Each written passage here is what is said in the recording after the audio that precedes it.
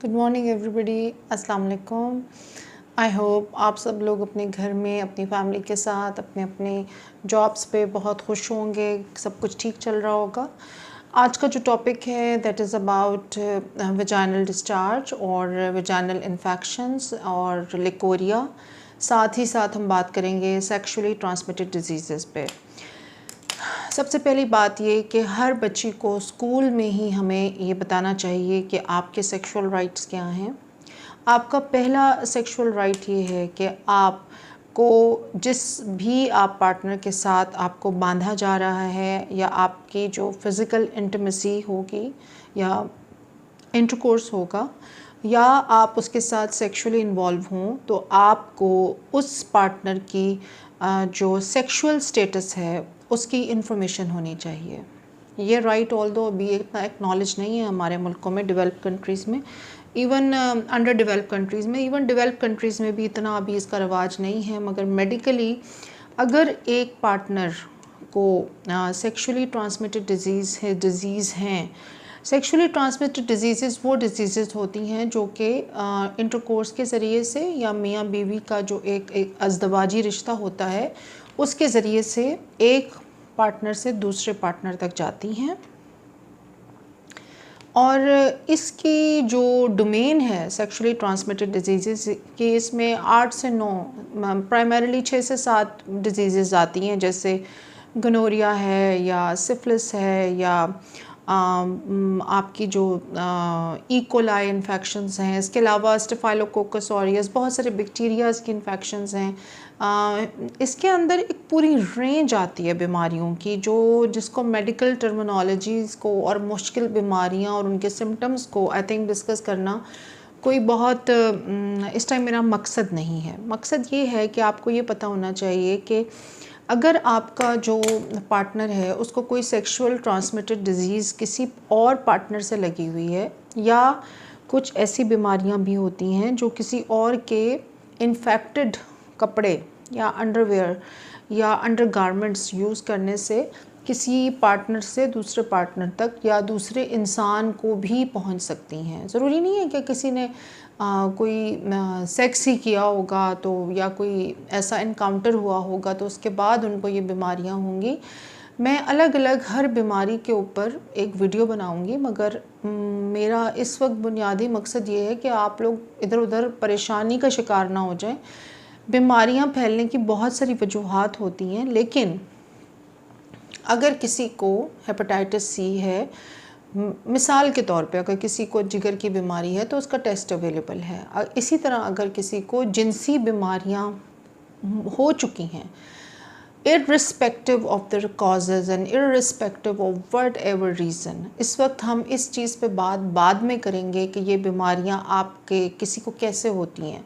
उसके लिए मैं हर एक बीमारी के ऊपर अलग अलग वीडियो इंशाल्लाह बनाऊंगी। लेकिन आपने किसी को भी जज नहीं करना, किसी को इल्ज़ाम नहीं देना और बिला वजह परेशान नहीं होना जब तक आप मेरी वीडियोस की बाकी सीरीज़ ना देख लें। और अपने घरों में खुदा के लिए लड़ाइयाँ नहीं डालनी, अपने फियांसेस या अपने हस्बैंड्स के साथ बिल्कुल नहीं लड़ना किसी ने। आपने सिर्फ बात को भी समझना शुरू करना है कि हमारी जो आने वाली जनरेशन्स हैं उन तक, हमारी माँओं बहनों को, अपने बेटियों को इस चीज़ की अवेयरनेस देने की ज़रूरत है, क्योंकि सोसाइटी में और तो कोई ऐसा चैनल इस वक्त नहीं है जिसके थ्रू उनको ये एजुकेशन मिल रही हो। कॉमन बच्चों को, आम बच्चों को बिल्कुल नहीं पता। कुछ बच्चे खुद पढ़ते हैं बहुत ज़्यादा तो उनको नॉलेज होती है, लेकिन वो भी इनकम्प्लीट है बिकॉज़ थ्योरी और प्रैक्टिकल में बहुत फ़र्क होता है। जो कुछ गूगल पे लिखा हुआ है वो सब उस तरीके से प्रैक्टिकली नज़र नहीं आ रहा होता। और सेक्सुअली ट्रांसमिटेड डिजीज़ के जो सिम्टम्स हैं वो बहुत लेट अपीयर होते हैं, फौरी तौर पे अपीयर नहीं होते। ये क्रॉनिक प्रोसेस है, ख़वातीन के अंदर जल्दी अपीयर हो जाते हैं, जैसे वेजाइनल डिस्चार्ज या लिकोरिया या कंसिस्टेंट पेल्विस के अंदर ख़ारिश रहना, इचिंग रहना, पेन रहना, इन्फ्लेमेशन रहना या बुखार हो जाना, या नीचे बहुत ज़्यादा इंटरकोर्स के बाद आपको यूरिन में बहुत इन्फेक्शन बार बार हो रही है या आपको फंगल इन्फेक्शन बहुत बार बार हो रही है, तो आपको थोड़ा सा अपने डॉक्टर से रुजू करने की ज़रूरत होती है। और ये आपका एक बुनियादी राइट है कि आप अपने लड़का अपनी फ़ीमेल पार्टनर का सेक्सुअली ट्रांसमिटेड डिजीज़ का स्टेटस शादी से पहले पता करे, और लड़की अपने पार्टनर का सेक्सुअली ट्रांसमिटेड डिजीज़ में एड्स भी आ जाती है और कई कुछ और डिजीज़ भी आती हैं, तो इनके सब के टेस्ट अवेलेबल हैं, आप करवा सकते हैं। और अगर ये टेस्ट करवा लिए जाएं तो ज़्यादा बेहतर है, ताकि आपको अश्योरेंस हो कि आप किसी बीमारी का शिकार नहीं हो जाएंगे। ऑल्दो हमारे यहाँ अभी इन चीज़ों का रिवाज नहीं है। हेपेटाइटिस के मरीज़ों की शादियाँ हो जाती हैं, बीवियों को नहीं पता होता, या कई हस्बैंड्स को बीमारियों का नहीं पता होता और बीवियों की उनसे शादी हो जाती है। किडनी में स्टोन्स होते हैं, किडनी में सिस्ट होती हैं, या इनफर्टिलिटी एंडोमेट्रियोसिस ग्रेड 4 डायग्नोज होता है, लेकिन खामदों को या लड़के वालों को नहीं बताया जाता, तो वो एक अलग बात है। बहरहाल इस वक्त हम ये बात करें कि राइट क्या है किसी का, जो आपको अपने राइट की अंडरस्टैंडिंग होनी चाहिए। वो मिले ना मिले वो बात की बात है, लेकिन राइट आपका ये है कि आप अपने पार्टनर का सेक्सुअल इंटरकोर्स से पहले कंसेंट के अलावा आपका ये राइट है कि आप उसका सेक्सुअल ट्रांसमिटेड डिजीज़ का स्टेटस मालूम कर लें। नंबर 2 ये है कि आपको, जब मेरे पास ख़वातीन परसिस्टेंट वजाइनल डिस्चार्ज के साथ आती हैं, तो मेरी उनसे रिक्वेस्ट है कि कभी भी आप अकेला अपना इलाज मत कराएं। हमेशा अपने हस्बैंड को साथ लेके जाएं। अपने हस्बैंड जो हैं, हस्बैंड और वाइफ का इलाज इकट्ठा होना चाहिए। उससे ये फ़ायदा होता है कि दोनों कपड़े एक दफ़ा ही साफ़ हो जाते हैं। जब आप बीवी का इलाज अलहदा करते हैं, हस्बैंड का इलाज अलहदा करते हैं, तो अमूमन रिज़ल्ट्स उतने अच्छे नहीं आते। और बहुत सारे केसेस में जो मर्द हज़रात हैं वो दवाई लेने में इंटरेस्टेड नहीं होते हैं, या वो कहते हैं कि मैं तो बिल्कुल ठीक हूँ, मुझे दवाई की बिल्कुल ज़रूरत नहीं है। ये मैं ख़ुद से ये बातें नहीं बना रही हूँ। आई होप कि सब लोग इन बातों को समझ रहे होंगे। एक बहुत लंबी हिस्ट्री है इसके पीछे। जब क्लिनिक्स के अंदर हमारी शुरू में जब आप क्लिनिक शुरू करते हैं तो आप सोचते हैं कि नहीं, ये ऐसी बातें नहीं होती, हमारे लोग बहुत ज़्यादा, अब हम बहुत डेवलप हो चुके हैं, लेकिन प्रैक्टिकली ऐसे ही होता है कि जब दवाई हम देते हैं तो हस्बैंड्स के एक तो आते नहीं हैं साथ, और number 2 they don't want to take the medicine, either it's infertility, subfertility और इन्फेक्शंस। लेकिन बहुत सारे लोग बहुत कोऑपरेटिव भी होते हैं, वो ख़ुद वाइफ्स को लेके आते हैं, वो ख़ुद मेडिसिन लिखवाते हैं, तो हर तरह के लोग मौजूद हैं। तो कोशिश करें कि हस्बैंड और वाइफ इस पे ओपनली बात करें, मिल के इलाज करवाएं, और जब तक डॉक्टर आपको मना करें कि इंटरकोर्स ना करें, जब तक आप प्रॉपर क्लियर ना हो जाएं, तब तक आप आपस में इंटरकोर्स को अवॉइड करें। इसके अलावा आपको ये पता होना चाहिए कि जितना हमारा जो एंडोमेट्रियल कैंसर है, यानी जो यूट्रस का कैंसर है, या जो सर्विक्स का कैंसर है, या फिर जो बहुत सारी बीमारियां हैं औरतों की रिप्रोडक्टिव ऑर्गन्स की, उनकी बुनियादी वजूहात में से, यानी वजहें तो बहुत सारी हैं, लेकिन बुनियादी वजूहात में से जो चंद वजूहात हैं वो हैं सेक्सुअली ट्रांसमिटेड डिजीज़।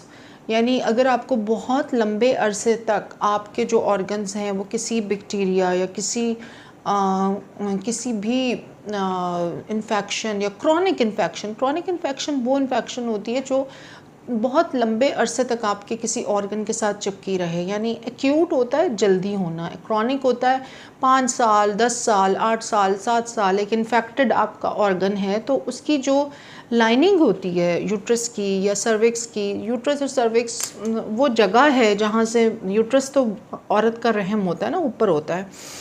मैं थोड़ा सा कोशिश करती हूँ कि बना के ड्रॉ करके तो फिर बात करूँ, ताकि आप सबको ज़रा बेहतर समझ आए। आई होप मेरी ड्राइंग इतनी बुरी नहीं होगी। I am trying my level best to.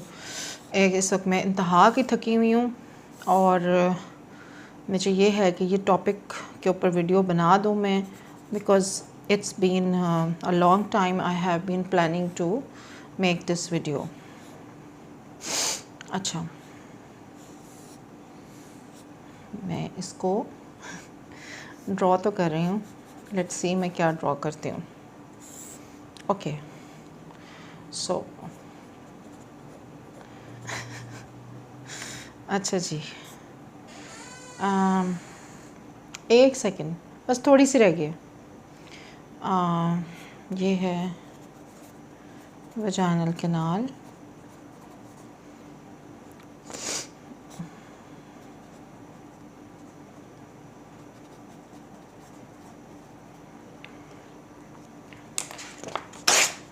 अच्छा जी, ये है हमारे पास एक सैम्पल जो मैंने बनाया है टू मेक यू अंडरस्टैंड। यानी ये हमारी यूट्रस है, यहाँ पे हमारा जो बेबी होता है, माँ के पेट के, माँ की जो वूम्ब है वो यहाँ होती है। अच्छा, ये जो है नीचे इसका बच्चेदानी का मुंह है, ये और बच्चेदानी के मुंह के अंदर सर्विक्स है। यहाँ पे ये वजाइनल कैनाल होती है जहाँ से मियाँ बीवी मिलते हैं आपस में। ये बाहर एक छोटा सा ऑरिफिस होता है, एक सुराख होता है जिसके ऊपर एक झिल्ली होती है जिसे हम हाइमन कहते हैं। तो जब मियाँ बीवी मिलते हैं तो बस वो यहाँ तक जाते हैं एक दूसरे के साथ। दिस इज़ द पॉइंट, ठीक है, यहाँ तक ये इस एरिया में रहते हैं। अब जब आपका ये सारा एरिया यहाँ नीचे से इन्फेक्शन फैलता है, ठीक है, मैं दिखाती हूँ आपको, ठहरा, नीचे से इन्फेक्शन फैल रहा होता है, इन्फेक्शन यहाँ से जाता है यूँ, ठीक है, यहाँ की लाइनिंग को खाता है, यहाँ की लाइनिंग को खाता है, फिर ये चढ़ते चढ़ते ऊपर आपके वरम मतलब इधर सर्विक्स तक पहुँच गया, उसके मुंह तक, फिर ऊपर चला गया, यहाँ से यूट्रस की लाइनिंग को इसने पकड़ लिया, ठीक है, यहाँ से फिर ऊपर चला गया, ट्यूब्स को पकड़ लिया। यानी जितना टाइम इन्फेक्शन आपके अंदर गंदा पानी, गंदे बैक्टीरिया, गंदे जर्म्स रहते हैं, तो ये सारा एरिया ऐसे ऐसे करके इसकी जो दीवारें हैं वो उनके अंदर गंद और बैक्टीरिया भरता चला जाता है, ये ख़राब होती जाती है। फिर ये इन्फेक्शन ट्यूब्स में पहुंच जाती है, ठीक है, ट्यूब्स में साल, 2 साल, 3 साल, उसके बाद यहाँ तक चली गई। यानी जितना टाइम गुजर रहा है आपकी ये इन्फेक्शन जो है वो असेंड करती है, यानी ऊपर को चढ़ती है। इसे कहते हैं असेंडिंग इन्फेक्शन, यानी ऊपर की तरफ जाना। और आहिस्ता आहिस्ता ये जो इन्फेक्शन होती है औरतों में, ये फिर इसे हम कहते हैं PID, यानी पेल्विक, मैं लिख लेती हूँ इसको, PID उल्टा आएगा इसके अंदर। PID means pelvic inflammatory disease. और पेल्विक इन्फ्लेमेटरी का मतलब है कि सारी जगह जो है आपकी पेल्विक्स, जो आपका ऑर्गन है औरतों का रिप्रोडक्टिव, वो पूरे का पूरा इन्फेक्शन में घिर जाता है, उसकी इन्फ्लेमेशन यानी उसकी सोजिश हो जाती है। और इस बीमारी का फिर इलाज जो है वो काफ़ी लंबा चौड़ा होता है। यहाँ पे फिर अंदर फिर यहाँ पे रसौलियाँ, गंदी पानी की पस वाली रसौलियाँ बन जाती हैं, बच्चेदानी के साथ अंडेदानी, यहाँ पे ये ओवरीज होती हैं, ये अंडेदानी होती है, इसकी भी इन्फ्लेमेशन हो जाती है। तो पॉलीसिस्टिक ओवेरियन सिंड्रोम या पॉलीसिस्टिक ओवेरियन डिजीज़ वो यहाँ पे होती है ओवरीज में। तो उसका एक गहरा ताल्लुक़ है इन्फेक्शन के साथ। यानी अगर आपको हर वक्त लकोरिया रहता है, आपको ख़ारिश रहती है, आपको नीचे पेन रहती है, तो इससे फिर आहिस्ता आहिस्ता आपकी जो अंडेदानी है वो भी असेंडिंग यानी ऊपर जाती हुई इन्फेक्शन से मुतासर होती है। साथ ही आपकी जो ये सारी लाइनिंग है यूट्रस की, ये vaginal canal, external os, internal os, cervix और फिर यूट्रस, ये सारे ऑर्गन्स, ओवरीज, फैलोपियन ट्यूब्स, सब के सब इससे अफेक्ट होते हैं। तो ये एक, और इसी तरह जब ये इन्फेक्शन बहुत परसिस्ट करती है तो फिर ये कन्वर्ट हो जाती है बाद में, फिर आपकी जो लाइनिंग है उसको बहुत बुरी तरीके से ओवर 10 ईयर्स, 15 ईयर्स डैमेज करके ह्यूमन पैपिलोमा वायरस या कोई वायरल एक वायरस अगर आपके अंदर चला गया है तो वो फिर कैंसर की शक्ल भी इख्तियार कर लेता है। For the information of women, cervix के लिए, सर्वाइकल कैंसर के लिए अब वैक्सीनेशन आ चुकी है जो मार्केट में अवेलेबल है, और 15-16 साल की उम्र की लड़कियों को वो लग सकती है। तो वो आप ज़रूर अपनी गायनेकोलॉजिस्ट से रब्ता करें, वो मंगवानी पड़ती है और लगानी पड़ती है। One of the reasons for sexually transmitted disease ये है कि आपके मल्टीपल सेक्सुअल पार्टनर्स हों और आप without protection, without condom sex कर रहे हों। मेरे पास बहुत सारी ऐसी ख़वातीन आती रहती हैं आती भी रही हैं गायनी की प्रैक्टिस में, जिनकी इन्फेक्शंस ख़त्म नहीं होती, या मर्द हजरात के अंदर ये चीज़ें काफ़ी लेट प्रेजेंट करती हैं इन्फेक्शंस। अब इन्फेक्शन जो है वो ज़रूरी नहीं कि मल्टीपल सेक्सुअल पार्टनर से ही आ रही हो, डिलीवरी में और डिफरेंट इंस्ट्रूमेंट्स यूज़ होते हैं। कई जगहों पे हमारे गवर्नमेंट हॉस्पिटल्स में या कई जगहों पे जो पेरिफ्रीज में हॉस्पिटल्स हैं वहाँ पे अच्छा इक्विपमेंट मौजूद नहीं होता, स्टरलाइजेशन टेक्निक्स अच्छी नहीं है, सिजेरियन का सामान जो है वो बार बार दिन के 10 से 15 सिजेरियन एक क्लिनिक पे हो रहे हैं, तो कोई स्टरलाइजेशन के लिए डॉक्टर कितना खुद अवेयर है या कितना खुद एफिशिएंट है, क्योंकि मैंने खुद रन किए हुए हैं सेटअप्स, तो आई नो कि कितनी ज़्यादा एफ़र्ट चाहिए होती है, कितना ज़्यादा हमें डॉक्टर का ऑन द टोज़ होना ज़रूरी है फॉर अ प्रॉपर स्टरलाइजेशन। क्योंकि जो स्टाफ है पाकिस्तान में अनफॉर्चुनेटली वो उतना ज़्यादा मैं समझती हूँ एम्पथेटिक और कंपैशनेट या सेंसिटिव नहीं है कि अगर हमने प्रॉपर स्टरलाइजेशन नहीं की तो इससे किसी को क्या क्या नुकसानात हो सकते हैं, किसी की पूरी ज़िंदगी ख़राब हो सकती है बाद में। तो फिर बाद में जो है अगर आपके इंस्ट्रूमेंट साफ़ नहीं थे या वो जगह साफ़ नहीं थी या वहाँ पे मल्टीपल डिलीवरीज होती हैं या मल्टीपल ऑपरेशंस होते हैं, वहाँ पे सी सेक्शन हो रहा है, वहाँ पे औरतों के भी ऑपरेशन हो रहे हैं, वहाँ पे डिफरेंट तरह की सर्जरीज़ हो रही हैं। मेरा ख़ुद अपना ज़ाती एक ऐसा ऑपरेशन हुआ है जिसमें मैंने डॉक्टर साहब को बहुत रिक्वेस्ट की थी कि डॉक्टर साहब काइंडली इस थिएटर में मेरा ऑपरेशन ना करें। आई नो यहाँ पे ऑर्थो से लेके जनरल सर्जरी जो है या आपकी अपेंडिक्स और लिवर और सारे ऑपरेशंस होते हैं, आप मुझे अलग से किसी ऑपरेशन जो नीट, क्योंकि एक सेंसिटिव सर्जरी थी, मैं उसका भी डिटेल में जिक्र फिर दोबारा कभी करूँगी, and I got a very bad infection from that operation जो मुझे ठीक करने में 6 से 7 महीने लग गए थे, और तब तक मेरी बॉडी में से पस निकलती रही थी फ्रॉम दैट पर्टिकुलर ऑर्गन। तो यानी जो भी मेरा बाजू या बैक की सर्जरी हुई थी वहाँ से पस ड्रेन होती रही थी। तो डिलीवरी का सामान कैसा यूज़ हो रहा है, आपका मेंसेस के दौरान आपकी सफाई कितनी होती है, आप कितनी जल्दी पैड चेंज करती हैं। कई ख़वातीन दिन में 2 पैड चेंज करती हैं, यानी हार्डली 12-18 घंटे के बाद पैड चेंज हो रहा होता है क्योंकि ब्लीडिंग नहीं हो रही। This is not right.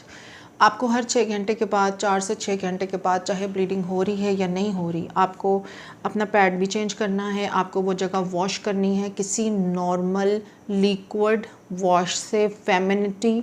Feminine wash हो तो प्रेफरेबली बेहतर है, कोई aloe vera based non medicated wash हो तो बहुत बेहतर है, वरना डव या कोई भी माइल्ड लिक्विड हैंड वॉश से धोना है। सेफगार्ड, पायोडीन, डेटॉल से नीचे के एरिया को नहीं वॉश करते, उससे स्किन उड़ जाती है, इरिटेबिलिटी हो जाती है, स्किन फट जाती है। ठीक है, पैड को हर 4 घंटे बाद चेंज करें। हमेशा अपने पैड को चेंज करने से पहले पूरा आप कमोड पे बैठिए, नीम गर्म पानी की बाल्टी बनाइए, उस जगह को प्रॉपर सोप लगाएं, लिक्विड सोप, बहुत ही कोई माइल्ड सा बेबी सोप ले लें, उससे धोएं। उसके बाद उसको प्रॉपर ड्राई करें, एक अलग से तौलिया रखें इस काम के लिए। उसके बाद आप उस एरिया पे कोई बेबी क्रीम लगाएं पहले, प्रॉपर थाइस पे, अंडर लेग्स पे। फिर आपने 4 घंटे के बाद पैड चेंज करना है। जब आप लंबे लंबे अरसे के लिए पैड नहीं चेंज करती तो उससे भी इन्फेक्शन या ब्लड जो मेंसेस का होता है, असेंडिंग इन्फेक्शन कई ख़वातीन को होती है। और टैम्पॉन्स अगर आप यूज़ कर रही हैं तो वो 4 घंटे के बाद चेंज होने चाहिए, प्रॉपर उस जगह को वॉश होना चाहिए। आपको महीने में 4 से 5 दफ़ा अपने जो बेदिंग टब है, जैसे बाथरूम में ना, कोई बड़ा प्लास्टिक का टब ले लें, उसमें आप थोड़ा सा बेकिंग सोडा, ऑलिव ऑयल और थोड़ा सा नमक डाल के, थोड़ा सा वॉशिंग कोई भी शावर जेल डाल के आप उसमें बैठें गर्म पानी में, और थोड़ी सी फटकड़ी डाल लें पिसी हुई, ताकि आपकी जो वजाइनल कैनाल है उसके अंदर सॉफ्ट और साफ़ किस्म की फटकड़ी जाए जो उसको एंटीसेप्टिक करे माइल्ड तरीके से। अच्छा, हमने ये बात कर ली कि आपकी डिलीवरी का जो इंस्ट्रूमेंट्स हैं, डिलीवरी की जगह सिजेरियन के इंस्ट्रूमेंट, सिजेरियन की जगह आपके पैड जल्दी चेंज होने चाहिए। नीचे के एरिया को आपने रेगुलर दिन में 2 दफ़ा वॉश करना है, जो हार्डली ख़वातीन वॉश करती हैं प्रॉपर्ली बैठ के। फिर आपने उसको प्रॉपर हाइड्रेट करना है, यानी आपने कोई प्रॉपर मॉइस्चराइजिंग क्रीम, कोई बेबी क्रीम या कोई भी निविया, कोई डव का लोशन प्रॉपर अपनी थाइस पे, अंडर लेग्स पे, हिप्स पे और लगाना है, ये मस्ट है। ताकि जिन दिनों में आप पैड यूज़ करें या जब आप अपनी अंडर लेग्स वाली क्रीम यूज़ करें या रेज़र, तो आपकी स्किन फटना ना शुरू हो जाए। 90% प्रेजेंटेशन क्लिनिक्स में ये होती है कि जी हमने क्रीम लगाई थी और उसके बाद ये स्किन उड़ गई है या पस वाले दाने बन गए हैं। ये सब इसलिए होता है क्योंकि हम पहले तो स्किन को हाइड्रेट नहीं करते, उसको हम नीट नहीं रखते। उसके बाद हम ये करते हैं कि जब आप एक नॉन हाइड्रेटेड स्किन पे इतनी तेज़ किस्म की क्रीम या रेज़र लगाएंगे या पैड 12-12 घंटे के बाद चेंज करेंगे, तो वो डेफिनेटली स्किन ने रिएक्ट करना ही करना है और वहाँ पे फिर पस वाले दाने, स्किन पे रैशेज़ और स्किन उड़ जाती है। और फिर कई ख़वातीन ऊपर पायोडीन या डेटॉल लगाती हैं जिससे मज़ीद नुकसान होता है। तो अपनी बेसिक जो हमारी केयर है वो ये है कि आपने बाल साफ़ करने हैं नीचे के एरिया के, उसको फेमिनिन वॉश से वॉश करना है और डेली उसको हाइड्रेट करना है किसी अच्छे लोशन से या निविया या क्रीम 21 से।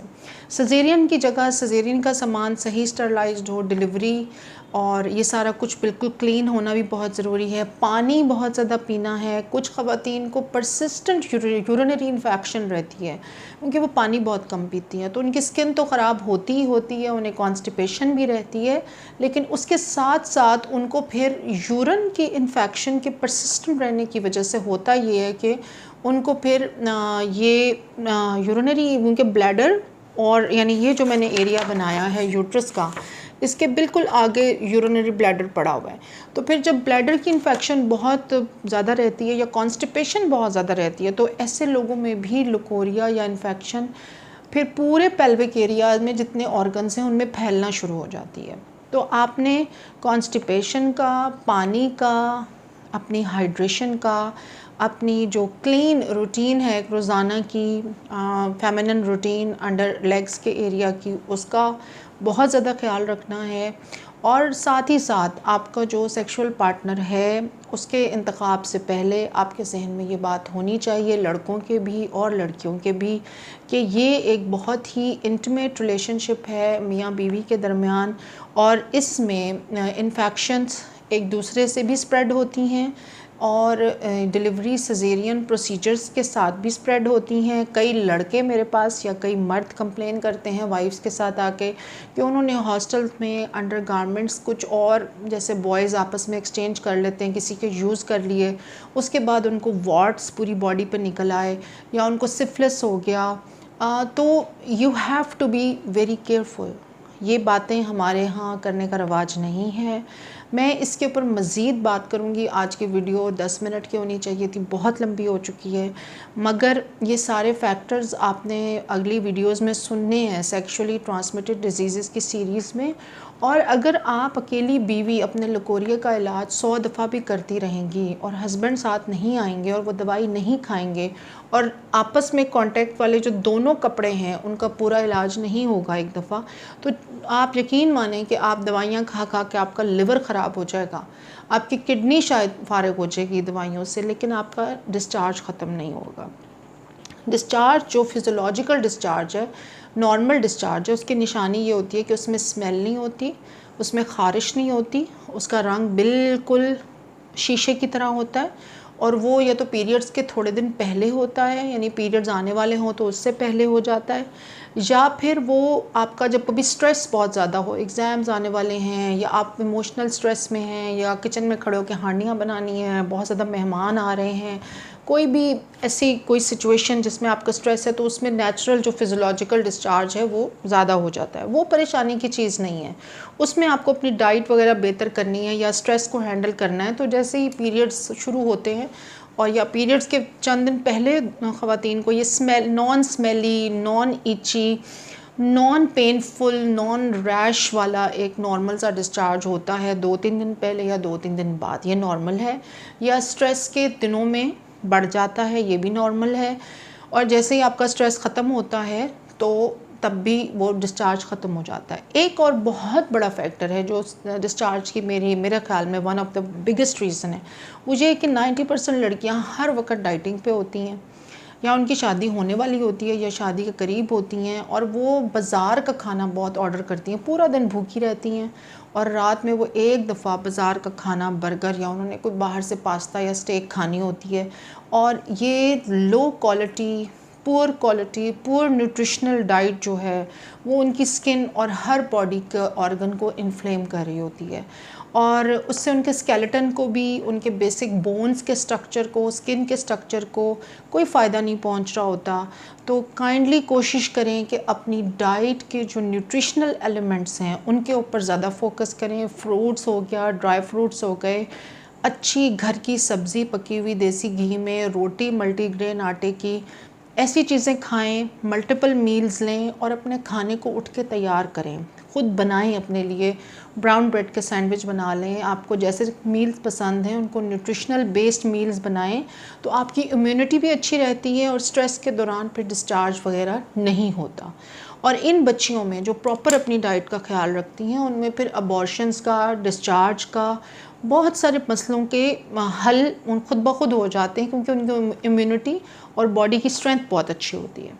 तो दोबारा से अगली वीडियो में बात करते हैं सेक्सुअली ट्रांसमिटेड डिजीज़ की। सब डिजीज़ की अलग अलग वीडियो आएगी। प्लीज़ ख़ुद से कोई नैरेटिव्स निकाल के घरों में किसी किस्म की लड़ाई मत करें मियाँ बीवी आपस में, और I request you for that, क्योंकि मेरा मकसद लड़ाइयाँ डालना नहीं है। मेरा मकसद आपको नॉलेज देना है, ख़ुसूसन यंग बच्चियों को जिनकी अभी उम्र है, उनकी पूरी आगे रिप्रोडक्टिव लाइफ है। उनका ये हक़ है कि उनको ये सारी बातों का लड़के और लड़कियों को पता होना चाहिए। तो आपको किसी चीज़ की इंफॉर्मेशन मज़ीद चाहिए हो तो काइंडली आप कमेंट सेक्शन में यहाँ में इनबॉक्स कर दें, और नेक्स्ट जो सीरीज़ है उसमें मैं मज़ीद हर डिज़ीज़ पे अलग अलग बात करूँगी इंशाल्लाह। Thank you very much.